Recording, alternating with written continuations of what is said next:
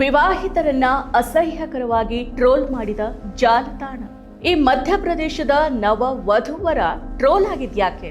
ಕಪ್ಪು ಮೈ ಬಣ್ಣ ಅಂದ್ರೆ ಅಸಹ್ಯನ? ಪ್ರೀತಿ ಮತ್ತು ಗೌರವಕ್ಕಿಂತ ಈ ಚರ್ಮದ ಬಣ್ಣ ಮುಖ್ಯನಾ? ನಮಸ್ಕಾರ, ಈ ದಿನ.comಗೆ ಸ್ವಾಗತ. ನಾನು ಸಪನ. ಜಾಗತೀಕರಣ, ತಂತ್ರಜ್ಞಾನ, ಶಿಕ್ಷಣ ಸೇರಿದಂತೆ ಎಲ್ಲದರಲ್ಲಿಯೂ ಕೂಡ ಮುಂದುವರಿತಾ ಇರೋ ಈ ಜಗತ್ತು ಈ ಮಾನವನ ಮೈ ಬಣ್ಣದ ವಿಚಾರದಲ್ಲಿ ಇನ್ನೂ ಕೂಡ ಅನಾದಿ ಕಾಲದಲ್ಲಿನೇ ಇದೆ. ಮೈ ಬಣ್ಣದ ಆಧಾರದ ಮೇಲೆ ಮಾನವನ ಮೌಲ್ಯವನ್ನು ಅಳೆಯೋ ಈ ಕೀಳು ಮಟ್ಟದ ಮನೋಭಾವ ಈ ಜಗತ್ತಿನಲ್ಲಿ ಇನ್ನೂ ಕೂಡ ಬೇರೂರಿದೆ. ಹೌದು, ವಿವಾಹವಾದ ವಧುವರರನ್ನ ಹರಿಸದೆ, ಅವರಿಗೆ ಆಶೀರ್ವದಿಸದೆ ಕೀಳು ಮಟ್ಟದ ಟ್ರೋಲನ್ನು ಮಾಡೋ ಮೂಲಕ ತಮ್ಮ ಮನಸ್ಥಿತಿಯನ್ನು ಹೊರಹಾಕಿದ್ದಾರೆ. ಮಧ್ಯಪ್ರದೇಶದ ಯುವ ದಂಪತಿ ರಿಷಬ್ ರಾಜ್ಪೂತ್ ಮತ್ತು ಸೋನಾಲಿ ಚೌಕ್ಸಿ ಎನ್ನುವರು ಕಳೆದ 11 ವರ್ಷಗಳ ಕಾಲ ಪ್ರೀತಿ ಮಾಡಿ ಈ ವರ್ಷ ನವೆಂಬರ್ 23ರಂದು ಅವರು ಮದುವೆ ಆದರು. ಇವರಿಬ್ಬರ ವಿವಾಹದ ವಿಡಿಯೋ ಸಾಮಾಜಿಕ ಮಾಧ್ಯಮದಲ್ಲಿ ವೈರಲ್ ಆಗ್ತಾ ಇದ್ದಂತೆಯೇ ವರನ ಚರ್ಮದ ಬಣ್ಣದ ಬಗ್ಗೆ ಅನೇಕರು ಟೀಕೆ ಮಾಡಿದ್ದಾರೆ. ಹಾಗೇನೆ ಅಸಹ್ಯಕರ ಕಮೆಂಟ್ಗಳನ್ನು ಹಾಕಿದ್ದಾರೆ. ಹೌದು, ಕಾಲೇಜಿನಲ್ಲಿ ಭೇಟಿಯಾದ ರಿಷಬ್ ರಾಜ್ಪೂತ್ ಮತ್ತು ಸೋನಾಲಿ ಚೌಕ್ಸಿ ಅವರು ಕಳೆದ 11 ವರ್ಷಗಳಿಂದ ಪ್ರೀತಿ ಮಾಡ್ತಾ ಇದ್ರು. ಈ ಪ್ರೀತಿಯಲ್ಲಿ ಬಿದ್ದಿದ್ದ ಅವರು ಮನೆಯ ಒಪ್ಪಿಗೆಯ ಮೇರೆಗೆ ಕಳೆದ ತಿಂಗಳು ವಿವಾಹ ಆದರು. ಇವರ ಮದುವೆಯ ವಿಡಿಯೋಗಳು, ಫೋಟೋಗಳು ಸಾಮಾಜಿಕ ಮಾಧ್ಯಮದಲ್ಲಿ ಹರಿದಾಡಿದ್ವು. ತಮ್ಮ ಸಂಪ್ರದಾಯದಂತೆ ವಿವಾಹವಾದ ಅವರ ವಿಭಿನ್ನ ಶೈಲಿಯ ಫೋಟೋಗಳು ಮತ್ತು ವಿಡಿಯೋಗಳು ಅತಿ ಬೇಗನೆ ಜನರನ್ನ ಗಮನ ಸೆಳೆದ್ವು. ತಮ್ಮ ಖುಷಿಯ ಸಮಯವನ್ನ ಕಳೆದ ಈ ದಂಪತಿ ತಮ್ಮ ಸಂತೋಷದ ಕ್ಷಣಗಳನ್ನ ಸಾಮಾಜಿಕ ಮಾಧ್ಯಮದಲ್ಲಿ ಹಂಚಿಕೊಂಡ್ರು. ಆಗ ಅವರಿಗೆ ಕೆಲವರು ಅಭಿನಂದನೆಗಳನ್ನ ಸಲ್ಲಿಸಿದ್ರೆ, ಇನ್ನೂ ಕೆಲವರು ವರ್ಣ ಭೇದ ಮಾಡೋದಕ್ಕೆ ಶುರು ಹಚ್ಕೊಂಡ್ರು. ವರನ ಚರ್ಮದ ಬಣ್ಣಕ್ಕಾಗಿ ದಂಪತಿಗಳನ್ನ ಹೋಲಿಸಿ ಅತಿ ಕೀಳು ಮಟ್ಟದ ಟ್ರೋಲನ್ನು ಮಾಡೋದಕ್ಕೆ ಶುರು ಮಾಡಿದ್ರು. ಸಾಮಾಜಿಕ ಮಾಧ್ಯಮದ ವೇದಿಕೆಯಲ್ಲಿ ವರ ತೀವ್ರವಾದ ಅವಮಾನವನ್ನ ಎದುರಿಸಿದ್ರು. ಕಪ್ಪು ಬಣ್ಣದ ಚರ್ಮವನ್ನ ಹೊಂದಿರೋ ಕಾರಣ ಆತನನ್ನ ಅನೇಕ ಹೆಸರುಗಳಿಂದ ಟೀಕೆ ಮಾಡಲಾಯಿತು. ಇಷ್ಟೇ ಅಲ್ಲ, ಈ ಟ್ರೋಲ್ಗಳು ವಧುವನ್ನ ಸಹಿತ ಬಿಡಲಿಲ್ಲ. ಅನೇಕರು ಆಕೆಯನ್ನು ಕೂಡ ದುಡ್ಡಿಗಾಗಿ ಇವಳು ಮದುವೆ ಆಗಿದ್ದಾಳೆ ಅಂತ ಹೇಳಿದ್ರೆ, ಇನ್ನೂ ಕೆಲವರು ಮನೆಯಲ್ಲಿ ಬಲವಂತ ಮಾಡಿದಕ್ಕೆ ಆಕೆ ಅವನನ್ನ ಮದುವೆ ಆಗಿರಬೇಕು ಅಂತ ಬರೆದುಕೊಂಡಿದ್ದಾರೆ. ಕಪ್ಪು ತ್ವಚೆಯನ್ನ ಹೊಂದಿರೋ ಇಂತಹ ವ್ಯಕ್ತಿಯ ಜೊತೆಗೆ ಅವಳು ಖುಷಿಯಾಗಿರೋದಕ್ಕೆ ಸಾಧ್ಯನೇ ಇಲ್ಲ ಅಂತ ಮತ್ತೊಬ್ಬರ ಟೀಕೆ ಬೇರೆ. ಚಿನ್ನಕ್ಕಾಗಿ, ಹಣಕ್ಕಾಗಿ ಕಪ್ಪು ಹುಡುಗರನ್ನ ಈಕೆ ಮದುವೆ ಆಗಿದ್ದಾಳೆ ಅನ್ನೋ ಹಣೆಪಟ್ಟಿಯನ್ನ ಅವರು ಕಟ್ಬಿಟ್ರು.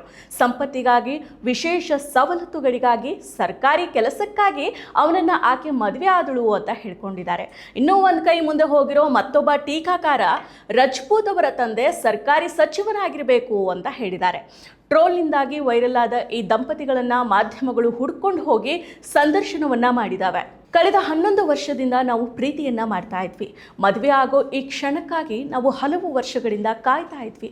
ಇದು ನಮ್ಮ ಕ್ಷಣ, ಇದು ನಮ್ಮ ಸಂತೋಷದ ಕ್ಷಣ ಆಗಬೇಕಾಗಿತ್ತು. ಆದರೆ ಜನರ ಪ್ರತಿಕ್ರಿಯೆಗಳನ್ನು ನೋಡಿದಾಗ ನಾನು ನಿಜವಾಗಿಯೂ ಆಘಾತಕ್ಕೊಳಗಾಗದೆ ಅಂತ ರಾಜ್ಪೂತ್ ಅವರು ಹೇಳಿದ್ದಾರೆ. ಜನರ ಜೋಕುಗಳು ಮತ್ತು ಮೀಮ್ಸ್ಗಳು ಮಾಡ್ತಾ ಇದ್ರು. ಅದು ತುಂಬ ತಪ್ಪು ಅಂತ ಭಾವಿಸಿದೆ ಅಂತ ಹೇಳಿದ್ದಾರೆ. ಇಷ್ಟು ವರ್ಷ ನಾವು ಜೊತೆಯಾಗಿ ಪ್ರೀತಿ ಮಾಡ್ತಾ ಇದ್ವಿ. ಅವಳು ಹೆಚ್ಚು ಸುಂದರ ಆಗಿದ್ದಾಳೆ. ನಾನು ಕಪ್ಪು ಮೈ ಬಣ್ಣವನ್ನು ಹೊಂದಿದ್ದೇನೆ. ನಿಮ್ಮಿಬ್ಬರ ಜೋಡಿ ಚೆನ್ನಾಗಿಲ್ಲ, ನಿಮ್ಮಿಬ್ಬರ ಬಣ್ಣ ಹೊಂದಿಕೆ ಆಗೋದಿಲ್ಲ ಅಂತ ಇಲ್ಲಿವರೆಗೂ ಕೂಡ ಯಾರೂ ನನಗೆ ಹೇಳಿರಲೇ ಇಲ್ಲ ಅಂತ ಹೇಳಿದ್ದಾರೆ. ಈ ತರಹದ ಕಮೆಂಟ್ಗಳು ನಮ್ಮ ಮನಸ್ಸಿಗೆ ನೋವನ್ನು ಉಂಟು ಮಾಡಿದಾವೆ ಅಂತ ಚೌಕ್ಸಿ ಅವರು ಹೇಳಿದ್ದಾರೆ. ನಾನು ಹಣಕ್ಕಾಗಿ, ದುಡ್ಡಿಗಾಗಿ, ಚಿನ್ನಕ್ಕಾಗಿ ಮದುವೆ ಆಗಿದ್ದೇನೆ ಅಂತ ಜನರು ಹೇಳುವಾಗ ಈ ಮಾತುಗಳು ನನ್ನನ್ನು ಕೆರಳಿಸ್ತಾವೆ ಅಂತ ಹೇಳಿದ್ದಾರೆ. ಟ್ರೋಲ್, ಕಮೆಂಟ್, ಟೀಕೆಗಳ ಬಗ್ಗೆ ತಮ್ಮ ಇನ್ಸ್ಟಾಗ್ರಾಮ್ನಲ್ಲಿ ಸುದೀರ್ಘವಾಗಿ ಬರೆದುಕೊಂಡಿರೋ ರಾಜ್ಪೂತ್ ಅವರು, ಟೀಕೆ ಮಾಡೋರೆ ನಿಮಗೆ ನಿರಾಶೆಯನ್ನು ಉಂಟು ಮಾಡಿದ್ದಕ್ಕೆ ಕ್ಷಮೆ ಇರಲಿ. ಯಾಕಂದರೆ ನಾನು ಸರ್ಕಾರಿ ಉದ್ಯೋಗಿ ಅಲ್ಲ, ಆದರೆ ನಾನು ನನ್ನ ಕುಟುಂಬಕ್ಕಾಗಿ ಕೆಲಸವನ್ನು ಮಾಡ್ತೇನೆ. ನನ್ನ ಪತ್ನಿಯನ್ನು ಚೆನ್ನಾಗಿ ನೋಡ್ಕೋತೀನಿ. ನನಗೆ ಉತ್ತಮ ಆದಾಯ ಇದೆ. ಆದರೆ ನನಗೆ ಏನು ಇಲ್ಲದೆ ಇರುವಾಗ ಆಕೆ ನನ್ನನ್ನು ಪ್ರೀತಿ ಮಾಡೋದಕ್ಕೆ ಆರಂಭ ಮಾಡಿದ್ಲು. ನನ್ನ ಕಾಲೇಜು ದಿನಗಳಿಂದನೂ ಅವಳು ನನಗೆ ಬೆಂಬಲವಾಗಿ ನಿಂತಿದ್ಲು. ನಿಮ್ಮ ಅಭಿಪ್ರಾಯ ಹೇಗೆ ಇರಲಿ, ಅದು ಮುಖ್ಯ ಆಗೋದಿಲ್ಲ. ನಾನು ಅವಳನ್ನು 1 ದಶಕಕ್ಕೂ ಹೆಚ್ಚು ಕಾಲ ಪ್ರೀತಿ ಮಾಡಿದ್ದೀನಿ ಅಂತ ವಿವರಿಸಿದ್ದಾರೆ. ನನಗೆ ಇಷ್ಟ ನಂದಿನಿ ತುಪ್ಪ, ಶುದ್ಧ ತುಪ್ಪ ಅಂದರೆ ನಂದಿನಿ. ಮುಂದುವರೆದು 2014 ನಾನು ಈ ಕ್ಷಣವನ್ನು ಮೊದಲ ಬಾರಿಗೆ ಕನಸು ಕಂಡ ವರ್ಷ ಆಗಿತ್ತು. ನೀವು 30 ಸೆಕೆಂಡ್ಗಳಷ್ಟೇ ಅಂತ ಯೋಚಿಸೋ ಈ ಚಿಕ್ಕ ವಿಡಿಯೋ ಕ್ಲಿಪ್ ನನ್ನ ಸಂಪೂರ್ಣ ಜೀವನವನ್ನು ಸೆರೆ ಹಿಡಿದಿದೆ. ನಾನು ಹೆದರ್ತಾ ಇಲ್ಲ, ಇದು ನನ್ನೊಳಗೆ ಹಿಡಿದಿಟ್ಟುಕೊಂಡಿದ್ದ ಭಾವನಾತ್ಮಕ ಪ್ರವಾಹ. ಯಾಕಂದರೆ ನಾನು ಸುಮಾರು 11 ವರ್ಷಗಳ ಕಾಲ ಈ ಕ್ಷಣಕ್ಕಾಗಿ ಕಾಯ್ತಾ ಇದ್ದೆ. ನಿಮ್ಮೆಲ್ಲ ಪರಿಶ್ರಮ, ಅಭ್ಯಾಸ, ನಿರೀಕ್ಷೆ ಇಷ್ಟೊಂದು ದೀರ್ಘಕಾಲದ ನಂತರ ಈ ಕ್ಷಣಕ್ಕೆ ಬರುತ್ತೆ ಅನ್ನೋದನ್ನು ಕಲ್ಪಿಸಿ ನೋಡಿ. ಆ ಕ್ಷಣ ನಾನು ಕಣ್ಣೀರನ್ನು ಹಾಕಬಾರ್ದು, ಅತಿಯಾದ ಸಂತೋಷವನ್ನು ತೋರಿಸಬಾರ್ದು, ಭಾವನಾತ್ಮಕವಾಗಬಾರ್ದು ಅನ್ನೋದಾಗಿ ನಿರ್ಧಾರ ಮಾಡಿದ್ದೆ. ಆದರೆ ಆಕೆಯನ್ನು ನೋಡ್ತಾನೆ ಕಳೆದು ಹೋಗ್ಬಿಟ್ಟೆ ಅಂತ ವಿವರಿಸಿದ್ದಾರೆ. ಹಾಗೆಯೇ ಕಾಲೇಜಿನಿಂದ ಇಂದಿನವರೆಗೆ ಅವಳು ಪ್ರತಿ ಒಳ್ಳೆಯ ಹಾಗೆಯೇ ಕೆಟ್ಟ ಕ್ಷಣದಲ್ಲಿ ನನ್ನ ಜೊತೆಗೆ ನಿಂತಿದ್ದಾಳೆ. ಜನರ ನಕಾರಾತ್ಮಕ ಅಭಿಪ್ರಾಯಗಳು ನನಗೆ ಏನೂ ಕೂಡ ಅರ್ಥ ಆಗೋದಿಲ್ಲ ಅಂತ ಬರೆದುಕೊಂಡಿದ್ದಾರೆ. ವರ್ಣಭೇದದ ವಿಷಯವನ್ನ ಉಲ್ಲೇಖ ಮಾಡಿದ ರಜಪೂತ್ ಅವರು ತಮ್ಮ ಜೀವನದುದ್ದಕ್ಕೂ ವರ್ಣ ತಾರತಮ್ಯವನ್ನ ಎದುರಿಸಿದ್ದೀನಿ ಅಂತ ಹೇಳಿದ್ದಾರೆ. ನನಗೆ ಕಪ್ಪು ಮೈ ಬಣ್ಣ ಇದೆ ಅನ್ನೋದು ನನಗೆ ಚೆನ್ನಾಗಿ ಗೊತ್ತಿದೆ. ಆದರೆ ನನ್ನ ಹೆಂಡತಿಯ ದೃಷ್ಟಿಯಲ್ಲಿ ನಾನು ಇರಬಹುದಾದ ಅತ್ಯುತ್ತಮ ಗಂಡನಾಗೋದಕ್ಕೆ ಪ್ರಯತ್ನ ಪಡ್ತಾ ಇದ್ದೀನಿ. ಅದು ಅತ್ಯಂತ ಮುಖ್ಯ ಆಗುತ್ತೆ. ನನ್ನ ಕುಟುಂಬದ ಬಗ್ಗೆ ತಪ್ಪಾಗಿ ಮಾತನಾಡೋ ಅಗತ್ಯ ಇಲ್ಲ ಅಂತ ಹೇಳಿದ್ದಾರೆ. ಮುಂದುವರೆದು ಬರ್ಕೊಂಡಿರೋ ರಜಪೂತ್ ಅವರು, ನನ್ನ ಕುಟುಂಬವನ್ನು ಗುರಿಯಾಗಿಸ್ಕೊಂಡಿರೋದು ನನಗೆ ಇಷ್ಟ ಆಗಲಿಲ್ಲ. ನಾನು ಕಮೆಂಟ್ ಮಾಡೋರಿಗೆ, ಟ್ರೋಲ್ ಮಾಡೋರಿಗೆ ಹೇಳೋದಕ್ಕೆ ಬಯಸ್ತೀನಿ, ನೀವು ನನಗೆ ಯಾರೂ ಅಲ್ಲ. ನೀವುಗಳು ಯಾವುದೇ ಕುಟುಂಬವನ್ನು ಗುರಿಯಾಗಿಸೋ ಟ್ರೋಲ್ ಮಾಡೋ ಹಕ್ಕನ್ನು ನೀವು ಹೊಂದೇ ಇಲ್ಲ ಅಂತ ಹೇಳಿದ್ದಾರೆ. ಜೊತೆಗೆ 2014ರಲ್ಲಿ ಕಾಲೇಜಿನಲ್ಲಿ ಭೇಟಿಯಾದಾಗಿನಿಂದನೂ ಒಟ್ಟಿಗೆ ಇದ್ದೀವಿ. ಹೊರಗಿನವರು ತಮ್ಮ ಜೀವನವನ್ನು ನಿರ್ಣಯಿಸಬಾರ್ದು ಅನ್ನೋ ಕಿವಿ ಮಾತನ್ನು ಕೂಡ ಈ ಸಮಯದಲ್ಲಿ ಅವರು ಹೇಳಿದ್ದಾರೆ. ಸೊ ನೋಡಿದ್ರಲ್ಲ, ಈಗ ತಾನೇ ಮದುವೆಯಾದ ಈ ನವ ದಂಪತಿಗಳು ಖುಷಿಯ ದಿನಗಳನ್ನು ಕಳಿಬೇಕಾಗಿತ್ತು. ಆದರೆ ಈ ಟ್ರೋಲ್ಗಳಿಂದ, ಈ ಜನರ ಈ ಅಸಹ್ಯಕರ ಕಮೆಂಟ್ಗಳಿಂದ ಕಂಗೆಡುವಂತಾಗಿದೆ. ಈ ಟ್ರೋಲ್ಗಳಿಗೆ ಕೊಳಕು, ಹೀನ ಮನಸ್ಥಿತಿ ಉಳ್ಳವರಿಗೆ ಇತ್ತೀಚೆಗೆ ಮದುವೆಯಾದ ರಿಷಬ್ ರಜಪೂತ್ ಮತ್ತು ಸೋನಾಲಿ ಚೌಕ್ಸಿ ಅಷ್ಟೇ ಇವರ ವರ್ಣದ ಆಹಾರ ಅಲ್ಲ. ಈ ಹಿಂದಿನಿಂದನೂ ಕೂಡ ಸಾಮಾಜಿಕ ಮಾಧ್ಯಮದಲ್ಲಿ ಈ ಬಣ್ಣದ ಆಧಾರದ ಮೇಲೆ ಟ್ರೋಲ್ ಮಾಡೋ ಚಾಡಿ ಇದ್ದೇ ಇದೆ. ಪ್ಯಾನ್ ಇಂಡಿಯಾ ವ್ಯಕ್ತಿ ಹಾಗೆಯೇ ಜವಾನನು ಮೆಘಾ ಬ್ಲಾಕ್ ಬಾಸ್ಟರ್ ಚಿತ್ರವನ್ನು ನೀಡಿದ ಖ್ಯಾತ ತಮಿಳು ನಿರ್ದೇಶಕ ಅಟ್ಲಿ ಕೂಡ ಈ ಟ್ರೋಲ್ಗಳಿಂದ ಹೊರತಾಗಿಲ್ಲ. ಇವರ ಪತ್ನಿ ಪ್ರಿಯಾ ಅಟ್ಲಿ, ಇವರು ನೋಡೋದಕ್ಕೆ ತುಂಬಾ ಚೆನ್ನಾಗಿದ್ದಾರೆ. ನಿರ್ದೇಶಕನ ಮೈ ಬಣ್ಣ ಕಪ್ ಆಗಿರೋದೇ ಈ ಟ್ರೋಲ್ಗೆ ಪ್ರಮುಖ ಕಾರಣ ಆಗಿದೆ. ಇದಿಷ್ಟೇ ಅಲ್ಲ, ಈ ಹಿಂದಿನಿಂದನೂ ದಂಪತಿಗಳಷ್ಟೇ ಅಲ್ಲ, ಮಾನವರೇ ಈ ವರ್ಣ ಭೇದಕ್ಕೆ ತುತ್ತಾಗಿದ್ದಾರೆ.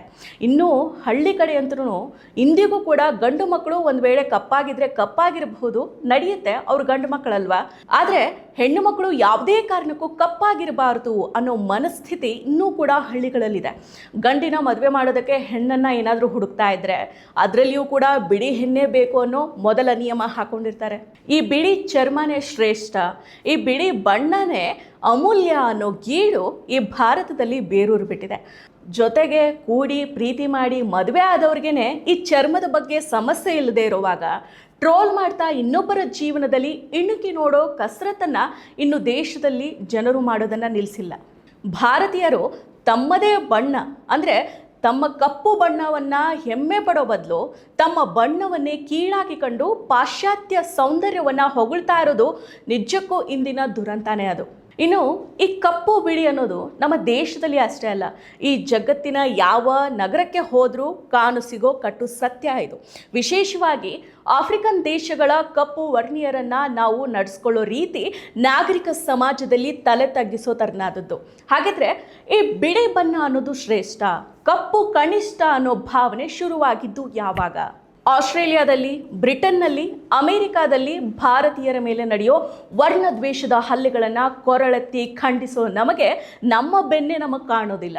ಕಪ್ಪು ವರ್ಣವನ್ನು ಕೀಳುವಂಥ, ಗೌರ ವರ್ಣವನ್ನು ಮೇಲುವಂಥ ನೂರಾರು ವರ್ಷಗಳಿಂದ ನಿತ್ಯ ಬದುಕಿನಲ್ಲಿ ಕಂಡು ಕಾಣದಂತೆ ಭೇದ ಭಾವವನ್ನು ಬಗೀತಾ ಬಂದಿರೋ ನಾವು ಆಷಾಢಭೂತಿಗಳು. ಬಿಳಿ ತೊಗಲು ಬಹುತೇಕ ಭಾರತೀಯರ ಅಂತಃಸಾಕ್ಷಿಗಳಿಗೆ ಅಂಟಿಕೊಂಡು ಬಂದಿರೋ ಗೀಳು.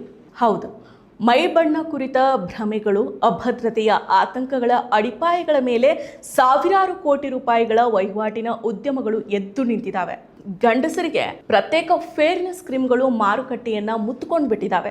ಹೆಂಗಸರಿಗಂತೂ ಹೇಳೋದಕ್ಕೆ ಆಗೋದಿಲ್ಲ, ಅಷ್ಟೊಂದು ಕ್ರೀಮ್ಗಳು ಬಂದಿದ್ದಾವೆ. ಭಾರತೀಯರ ಬಿಳಿ ತೊಗಲಿನ ಗೀಳಿನ ಬೇರುಗಳನ್ನು ಆರ್ಯರ ವಲಸೆ, ಮುಸ್ಲಿಂ ಆಕ್ರಮಣಕಾರರ ದಾಳಿ, ಬ್ರಿಟಿಷರ ಆಳ್ವಿಕೆಯಲ್ಲಿ ಅರಸುವ ಪ್ರಯತ್ನಗಳು ಜರುಗಿಸೋದು ಉಂಟು. ಆದರೆ ಇಲ್ಲಿ ತನಕ ಇಂತಹುದೇ ಕಾರಣ ಅಂತ ನಿರ್ದಿಷ್ಟವಾಗಿ ಹೇಳೋದಕ್ಕೆ ಸಾಧ್ಯ ಇಲ್ಲ. ಆದರೆ ಭಾರತ ದೇಶ ಆರಾಧಿಸೋ ರಾಮಾಯಣ ಮತ್ತು ಮಹಾಭಾರತಗಳಲ್ಲಿ ಇಂತಹ ವರ್ಣದ್ವೇಷ ಕಂಡು ಬಂದಿಲ್ಲ ಅನ್ನೋದು ನಮ್ಮ ಆಷಾಢಭೂತಿಗಳ ಪಾಲಿಗೆ ಕಟು ವಾಸ್ತವ. ಹೌದು, 1890 ಅಪ್ಟೆ ಸಂಸ್ಕೃತ ನಿಘಂಟಿನ ಪ್ರಕಾರ ಕೃಷ್ಣ ಅನ್ನೋ ಶಬ್ದಕ್ಕೆ ಕಪ್ಪು, ಕತ್ತಲೆ, ಕಡುನೀಲಿ, ದುಷ್ಟ, ಅನಿಷ್ಟ, ಕೃಷ್ಣ ಮೃಗ, ಕೋಗಿಲೆ, ಕೃಷ್ಣ ಪಕ್ಷ, ಹಾಗೆಯೇ ವಿಷ್ಣುವಿನ 8ನೆಯ ಅವತಾರ ಕೃಷ್ಣ, ಕೃಷ್ಣನ ಮಗ ಪ್ರದ್ಯುಮ್ನ, ಮಹಾಭಾರತದ ಅರ್ಜುನ ಅನ್ನೋ ಅರ್ಥಗಳಿದ್ದಾವೆ. ಕೃಷ್ಣ ಅನ್ನೋದು ದೇಶದ ಅತಿ ಜನಪ್ರಿಯ ಹೆಸರುಗಳಲ್ಲಿ ಒಂದು. ವಿಷ್ಣುವಿನ 3 ಅವತಾರಗಳಾದ ರಾಮ, ಕೃಷ್ಣ ಮತ್ತು ಮೋಹಿನಿಯ ಮೈ ಬಣ್ಣ ಕಪ್ಪು ಇಲ್ಲವೇ ಕಡು ನೀಲಿ ಇದೆ. ಇವರ ಸೌಂದರ್ಯವನ್ನ, ಈ ಮೂವರ ಸೌಂದರ್ಯವನ್ನ ಪುರಾಣಗಳು, ಭಾಗವತಗಳು ಕೊಂಡಾಡಿದಾವೆ. ವಾಲ್ಮೀಕಿ ರಾಮಾಯಣದ ಸುಂದರಕಾಂಡದಲ್ಲಿ ಹನುಮಂತ ಬಣ್ಣಿಸೋ ಪ್ರಕಾರ ರಾಮನ ಮೈ ಕಡು ಕಂದು ಮತ್ತು ಕಣ್ಣುಗಳು ವರ್ಣ ಕೆಂಪು. ವಾಲ್ಮೀಕಿ ರಾಮಾಯಣದ ಸುಂದರಕಾಂಡದಲ್ಲಿ ಹನುಮಂತನು ಬಣ್ಣಿಸುವ ಪ್ರಕಾರ ರಾಮನ ಮೈ ಕಡು ಕಂದು ಮತ್ತು ಕಣ್ಣುಗಳು ವರ್ಣ ಕೆಂಪು. ರಾವಣನ ಶಯಾಗಾರದ ಸುಂದರಿಯರು ಕಪ್ಪು ಬಣ್ಣದವರಾಗಿದ್ರು ಅನ್ನೋದು ಇದೇ ಸುಂದರಕಾಂಡದ ಪ್ರಸ್ತಾಪ. ಮಹಾಭಾರತದ ದ್ರೌಪದಿ, ಸತ್ಯವತಿ, ವ್ಯಾಸ, ಕರ್ಣ ಕಪ್ಪು ಬಣ್ಣದವರು. ಆಗ ಸುಂದರವಾಗಿದ್ದ ಈ ಕಪ್ಪು ಈಗ ಅಸಹ್ಯದ ಬಣ್ಣವಾಗಿ ಬದಲಾದದ್ದು ಹೇಗೆ, ಯಾವಾಗ, ಯಾಕೆ? ದೇಶದ ಉದ್ದಗಲಕ್ಕೆ ದೇಗುಲಗಳು ಮತ್ತು ಸಂಪ್ರದಾಯಸ್ಥರ ಮನೆ ಗೋಡೆಗಳಲ್ಲಿ ತೂಗಿರೋ ರಾಜ ರವಿವರ್ಮನ ತೈಲ ಚಿತ್ರಗಳು ಈ ಎಲ್ಲರನ್ನೂ ಕೂಡ ಗೌರವರ್ಣದವರನ್ನಾಗಿ ಬದಲಾಯಿಸಿಬಿಟ್ಟಿದೆ. ದೇಶದ ಉದ್ದಗಲಕ್ಕೆ ದೇಗುಲಗಳು ಮತ್ತು ಸಂಪ್ರದಾಯಸ್ಥರ ಮನೆ ಗೋಡೆಗಳಲ್ಲಿ ತೂಗಿರೋ ರಾಜ ರವಿವರ್ಮನ ತೈಲ ಚಿತ್ರಗಳು ಈ ಎಲ್ಲರನ್ನೂ ಗೌರವರ್ಣದವರನ್ನಾಗಿ ಬದಲಾಯಿಸಿಬಿಟ್ಟಿದೆ. ಮನೆಗಳನ್ನು ತಲುಪಿದ ರಮಾನಂದ ಸಾಗರ ಮತ್ತು ಚೋಪ್ರಾ ಅವರ ರಾಮಾಯಣ ಮಹಾಭಾರತ ಟಿವಿ ಧಾರಾವಾಹಿಗಳು ಪ್ರಸಾರ ಮಾಡಿದ್ದು ಕೂಡ ಇದೇ ಮಿಥ್ಯೆಯನ್ನು. ಇನ್ನು 200 ವರ್ಷ ಈ ಭಾರತವನ್ನು ಆಳಿದ ಈ ಬ್ರಿಟಿಷರು ಬಿಳಿ ಮೈ ಬಣ್ಣವನ್ನು ಹೊಂದಿದ್ರು. ದೇಶಕ್ಕೆ ಬಂದ ಮೊಘಲರ ಮೈ ಬಣ್ಣ ಬಿಳಿ ಇದೆ. ಹಾಗಾಗಿ ಆಳುವವರ ಮೈ ಬಣ್ಣ ಬಿಳಿ, ಇದು ಶ್ರೇಷ್ಠ ಅನ್ನೋ ಭ್ರಮೆ ಜನರ ಮನಸ್ಸಲ್ಲಿ ಬಂದಿದೆ. ವಿಶ್ವದಲ್ಲಿ ಬದುಕಿರೋ ಎಲ್ಲ ಆಧುನಿಕ ಮಾನವರು ಆಫ್ರಿಕಾದಿಂದ ಉಗಮಗೊಂಡಿದ್ದಾರೆ. ಅವರ ಮೂಲ ಬಣ್ಣ ಕಪ್ಪು ಅನ್ನೋದು ವೈಜ್ಞಾನಿಕವಾಗಿ ಸಾಬೀತಾಗಿರೋ ಸತ್ಯ. ಇದನ್ನು ಔಟ್ ಆಫ್ ಆಫ್ರಿಕಾ ಸಿದ್ಧಾಂತ ಅಂತ ಕರೀತಾರೆ. ಸುಮಾರು 2 ರಿಂದ 3 ಲಕ್ಷ ವರ್ಷಗಳ ಹಿಂದೆ ಆಫ್ರಿಕಾದಲ್ಲಿ ಉಗಮಗೊಂಡ ನಮ್ಮ ಪೂರ್ವಜರು ಸುಮಾರು 60,000ದಿಂದ 70,000 ವರ್ಷಗಳ ಹಿಂದೆ ಆಫ್ರಿಕಾದಿಂದ ಹೊರಬಂದು ವಿಶ್ವದಾದ್ಯಂತ ವಲಸೆ ಬಂದರು. ಈ ವಲಸೆಯ ಸಮಯದಲ್ಲಿ ವಿವಿಧ ಪ್ರದೇಶಗಳ ಪರಿಸರಕ್ಕೆ ಅನುಗುಣವಾಗಿ ಅವರ ಮೈ ಬಣ್ಣದಲ್ಲಿ ವೈವಿಧ್ಯತೆ ಬಂತು. ಆಫ್ರಿಕಾ ಭಾಗದಲ್ಲಿ ತೀವ್ರ UV ಕಿರಣಗಳು ನೇರವಾಗಿ ಬೀಳೋದ್ರಿಂದ ಅಲ್ಲಿನ ಜನರ ಬಣ್ಣ ಕಪ್ಪಾಗಿದೆ. ವಲಸೆಯಿಂದ ಉತ್ತರ ದಿಕ್ಕಿಗೆ ಬಂದಾಗ ಮುಖ್ಯವಾಗಿ ಯುರೋಪ್ ಮತ್ತು ಏಷ್ಯಾ ಭಾಗದಲ್ಲಿ UV ಕಿರಣಗಳ ಪ್ರಭಾವ ಕಡಿಮೆ. ಹೀಗಾಗಿ ಇಲ್ಲಿನ ವಾತಾವರಣಕ್ಕೆ ಅನುಗುಣವಾಗಿ ಚರ್ಮದ ಬಣ್ಣ ಬದಲಾಯಿತು. ಈ ಕಪ್ಪು ಜನರು ಈ ಭೂಮಿ ಮೇಲೇನೆ ಬದುಕಲೇಬಾರದು ಅನ್ನೋ ರೀತಿ ವರ್ತಿಸ್ತಾ ಇದ್ದಾರೆ. ಆದರೆ ಎದೆಯ ತೊಟ್ಟು ಕಪ್ಪು, ಮೋಡ ಕಪ್ಪಾಗಿದ್ರೆ ಮಾತ್ರ ಮಳೆಯಾಗಿ ಬೆಳೆ ಸಿಗುತ್ತೆ. ರಾತ್ರಿಯ ಕತ್ತಲಲ್ಲೇ ನೀವು ಚೆನ್ನಾಗಿ ನಿದ್ದೆ ಮಾಡ್ತೀರಿ. ಇನ್ನು ಆಗಸದಲ್ಲಿ ನಕ್ಷತ್ರಗಳು ಹೊಳೆಯೋದು ಕತ್ತಲೆ ಇದ್ದಾಗ ಮಾತ್ರ. ಅಷ್ಟೇ ಯಾಕ್ರಿ, ನಿಮ್ಮ ಕಣ್ಣಲ್ಲಿರೋ ಕಪ್ಪು ಭಾಗದಿಂದಾನೇ ನಿಮಗೆ ದೃಷ್ಟಿ ಇರೋದು. ಅದು ಬೆಳಗಿದ್ರೆ ದೃಷ್ಟಿನೇ ಇಲ್ಲ. ಕೂದಲು ಕಪ್ಪಾಗಿದ್ರೇ ನೋಡೋದಕ್ಕೆ ಚಂದ. ತಮಿಳುನಾಡಿನ ಜನ ಕಪ್ಪನ್ನು ಸುಂದರ ಅಂತ ಭಾವಿಸ್ತಾರೆ. ಬಿಳಿಯಾಗಲಿ ಕಪ್ಪಾಗಲಿ ಯಾವುದು ಕೂಡ ಕೀಳಲ್ಲ, ಯಾವುದು ಕೂಡ ಮೇಲಲ್ಲ.